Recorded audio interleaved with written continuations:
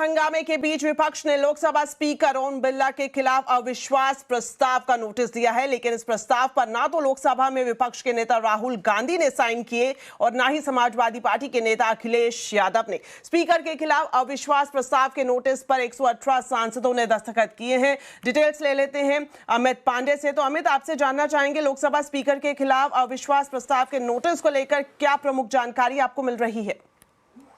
Lok Sabha speaker के खिलाफ अविश्वास प्रस्ताव के तहत एक अहम नोटिस आज विपक्षी सांसदों द्वारा दिया गया स्पीकर ऑफिस में, और इसमें करीब 118 सांसदों के इसमें दस्तखत थे, जिसमें कांग्रेस के सांसद, जिसमें सपा के सांसद, जिसमें डीएमके के सांसद शामिल थे।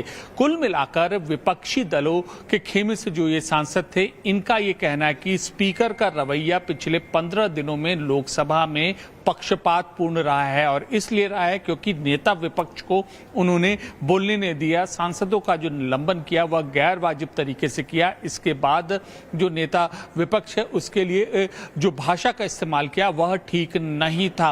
और जो ये पूरा नियम होता है, पहले ये नोटिस दिया गया अविश्वास प्रस्ताव को लेकर, जिसके बाद 14 से 20 दिन तक इस पे इंतजार करना पड़ेगा, और उसके बाद तब यह अविश्वास का यह प्रस्ताव कहलाएगा। और एक उसके बाद स्पीकर ऑफिस जब नियमों के मुताबिक इसका आकलन करेगा, उसके बाद इसको सदन में लाना है या नहीं लाना है, हाउस पर रखना है या नहीं रखना है, इस पर अंतिम निर्णय लेगा, और उसके बाद यह सदन में लाया जाएगा या नहीं स्पीकर ऑफिस के निर्णय के बाद। कुल मिलाकर तकरार का यह दौर आगे बढ़ता हुआ दिखाई दे रहा है। हालांकि अब सत्ता पक्ष और विपक्ष के बीच में जो यह तकरार थी पिछले 5 दिनों से जारी थी, और यहां तक बढ़ गई कि स्पीकर के खिलाफ अविश्वास प्रस्ताव विपक्ष लाने की तैयारी कर रहा है, जिसके तहत आज नोटिस दिया गया।